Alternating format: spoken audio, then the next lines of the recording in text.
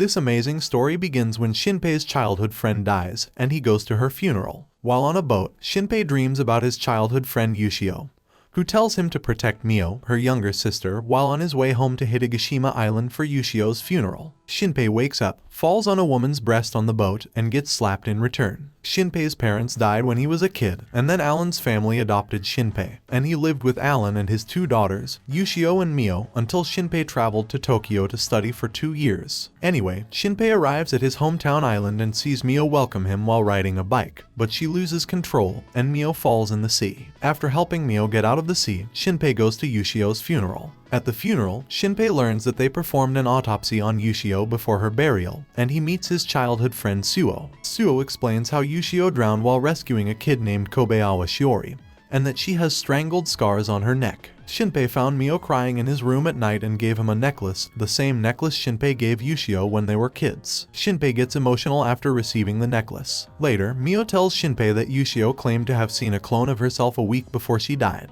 The old hunter named Nezu overhears them and explains it as a shadow sickness, an illness causing a person's shadow to come alive before murdering them and their family. So they go to Haruko's shrine to cleanse themselves of illnesses. There they discover a lady who is bleeding and muttering something. Shinpei asks the lady what happened to her, and suddenly that lady's brain splatters. Shinpei turns around to see who would do this, sees Mio being held hostage by Mio's shadow, and kills Mio and Shinpei both. Shinpei reawakens on the ship, slipping back into the woman's breast. Shinpei is freaked out because he should have been dead. Shinpei, on the other hand, discovers that the day has gone exactly as previously when he arrived on the island. Shinpei gets frustrated and goes out for fresh air when he notices Mio staring at the house. She notices Tetsu and kills him right away. Shinpei shockingly watched as Mio killed Tetsu, and then a shadow appears that looks and sounds like Tetsu. Shinpei heard Mio say that she wants to kill normal Mio and then take her place. Shinpei's phone suddenly rings, alerting Shadow Mio, who immediately kills Shinpei. However, Shinpei wakes up again, but this time he stops Mio from falling into the sea, and this time he decides to do 2 things differently. First thing that Shinpei does is to file a fictitious police complaint to keep Tetsu away so he don't get killed by Mio.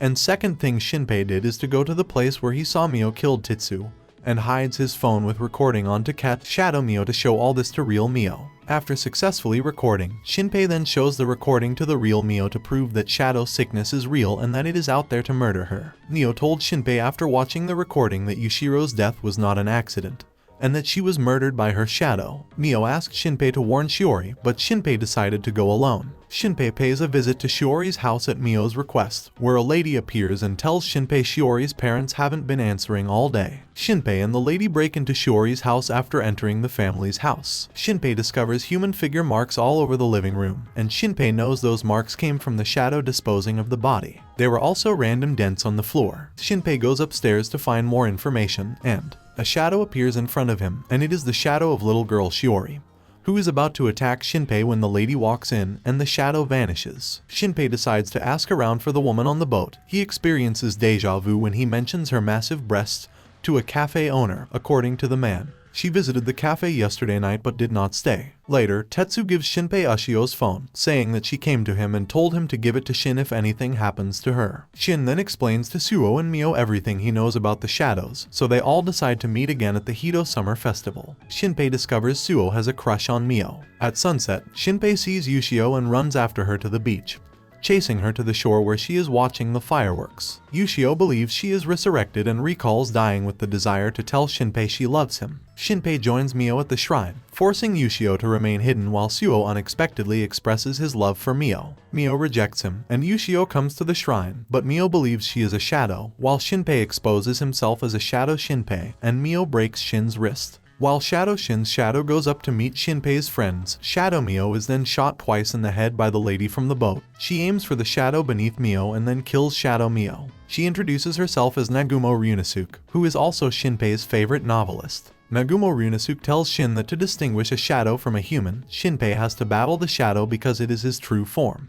A light flashes. Shinpei realizes that his friends are in the temple and runs to the shrine, only to discover that everyone has been slaughtered by a giant shadow who recognizes Shinpei's eye as the same as their mother, which he uses to control time. As their mother wakes, a blood-red light shines over the shrine, revealing a young girl who appeared in the sky and is known as Hein. The shadows then swallowed everyone on the island. Shinpei then begs Nagumo to kill him so he can begin again now that everyone has died. Nagumo finally kills him, and he flies back in time, where Mio urges him in his dream to save Mio once more. On his first day back, he notices that the distances he can travel are gradually shrinking. But he is determined to do it correctly this time, with only 3 days until Mother's Day. Shinpei obtains Nagumo's phone number and a code from Yushio's father, Alan, and solves it, but Nagumo has given her phone to her contact on the island, Nezu Genjiro, who answers it. Nagumo attacks Alan in the bathroom to check if he is human, and she ends up instantly killing Shadow Alan. When Shinpei meets Nezu, he gains his trust and is introduced to Nagumo. Shinpei is able to relay key things to Nagumo via coded references, allowing her to quickly recognize Shinpei as a time traveler who has met her in the future, and as someone her future self trusted. Shinpei sobs as he realizes he has finally found an ally who knows everything. Nagumo informs Shinpei that someone murdered her family 14 years ago, prompting her to abandon the island and change her identity and subsequently write a series of novels about tragedy. Nagumo travels to Shiori's house in order to assassinate Shadow. Shiori and her shadow parents Shinpei believes Nagumo developed 2 personas as a result of the stress of losing her family. One is the sister Hezuru who authored the novels, and the other is her dead brother Ryunosuke. Nagumo murdered the parents while Nezu and Shinpei trapped Shadow Shiori. Nagumo later confesses about her personality, where Hezuru is most of the time and Ryunosuke emerges when she is overwhelmed. Nagumo is their combined fictitious identity, and they communicate using tape recorder messages when Shinpei gets home and Shadow Yushio emerges out of nowhere. Shinpei is taken back by the fact that Yushio appears considerably sooner than usual. Shadow Mio appears out of nowhere and assaults Shinpei, but Shadow Yushio protects him. Shadow Mio stabs Yushio's shadow, injuring her arm, and asks why she betrayed them, to which Yushio responds that she did it because she loves Shinpei. Nezu uses a sniper rifle to kill Shadow Mio, allowing Shinpei to stab her shadow and kill her. Nagumo recalls Yushio's voice as the one who first brought her to the island, where they attempted to cure her arm but it simply vanished. Nagumo and Nezu want to kill Shadow Yushio, but they spared her, warning her that if she disobeys them, she will be killed. Shinpei and Yushio tell Suo about her arrival the next day, and he freaks out for a while. They hand Yushio her phone, which she opens to reveal a video from the day she died. In the video, Yushio and Shadow Yushio are friends, and Yushio was aware she would probably die soon, so she wanted Shinpei to know Shadow Yushio is not evil and saddened by the video. Shadow Yushio showed them what happened next from a recording of her memories on the day Yushio drowned. They had been trying to keep Shiori safe from Shadow Shiori, but unfortunately they failed, and Yushio was drowned and Shadow Shiori killed Yushio. This was a day where the real Shiori died and Shadow Shiori pretended to be her. Afterwards, Shinpei, Suo, and Yushio end up going to some abandoned house, where they eventually find a shadow demon baby. They tried everything to kill the baby shadow monster, but luckily Shadow Yushio was there and she beat it. They keep discovering more in the house, and it suddenly becomes a cave, and they are all surrounded by the demon baby monster that they all struggled to kill earlier. Meanwhile, Nezu and Hizuru decide to go down the sewage into the tunnel, and because of Hizuru's premonition, she switches to Ryunosuke. On their way down the tunnel, they encounter Mio and Tatsumura. Mio was worried about Shinpei. She had seen Shiori's shadow, which led her down the stairs, telling her that Shinpei was down there. Tatsumura agrees to accompany Mio down, so they both went down. They reached the same place where Hizuru and Nezu got to and couldn't go further before they saw Shiori again. The shadow consumes the burglars in the sewers and leads them into the tunnels. Hizuru and Nezu watch Tatsumura and Mio run after the shadow, but they decided to approach the tunnels slowly. However, back in the cave, Yushio, Suo, and Shinpei successfully killed the shadow monsters and proceeded deeper into the caves. Shinpei finally realizes that Yushio's arm injury still lingers and that Yushio erases her injured arm. While a few steps ahead, they saw Takiko, Suo's sister. Takiko appears in the form of 2 baby-like shadows and warns Shinpei's group not to do anything stupid or Yushio will perish. Takiko states that she is there to retrieve a defective product and is glad that they brought Yushio. As she gets closer, Shinpei shoots at her shadow, pinning her multiple times with the nails. Yushio tells Shinpei that Takiko is a human. Takiko reveals that her father was involved with the shadows, which they kept secret from Suo because of his non-serious attitude. Takiko asks them to leave their stuff and follow her, and she will lead them to Haruka.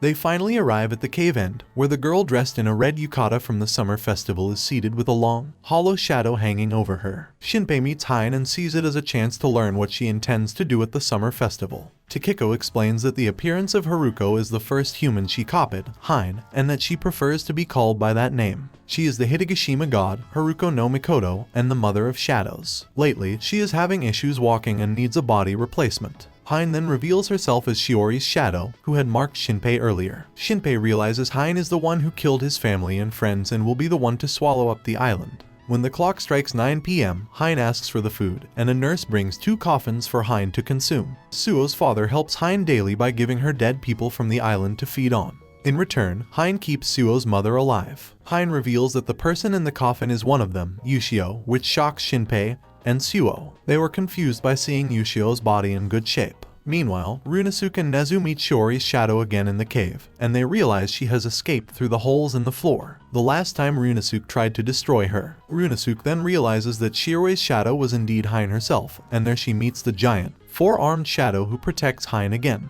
Hein eventually figures out that Runosuke's power is that she can see danger before it happens, so she directed 4-armed to assassinate Nezu and then injure Runosuke. Back in the cave, Takiko reveals that Yushio's cremation was done using a body double and that the bones gathered were created by Hein. Hein tries to consume Yushio, but she struggles free and aids Shinpei in defeating the shadow nurse that stood by him. Shinpei's fingers are suddenly severed by the giant shadow with 4 arms who appears to be holding Mio hostage. Takiko is angry at Hein because she takes hostage Mio, who is Takiko's dear friend, but a giant 4-armed shadow kills Takiko and Sue, while Hein attempts to reprogram Yushio. Meanwhile, Runosuke is still fighting for his life in the cave, so he switches places with Hizuru. Tatsumura appears, and Hizuru requests his assistance in going deeper into the cave so she can kill Shinpei and begin a new loop. Back at the cave, Shinpei begs Hein to spare Yushio's shadow, but she pops out his right eye, which allows Shinpei to go back in time. However, Shinpei's eye reappeared, which shocked Hein. The giant shadow then explains that Shinpei's right eye sees the flow of time from a higher dimension and observes multiple parallel worlds. Shinpei can render or create a world he has seen in the past. However, Shinpei's power is limited since he can only render or create worlds after his death. The giant, 4-armed shadow smashes Mio's skull and restrains Shinpei from killing himself. Hizuru then finally appears and shoots at a giant shadow monster, freeing Shinpei.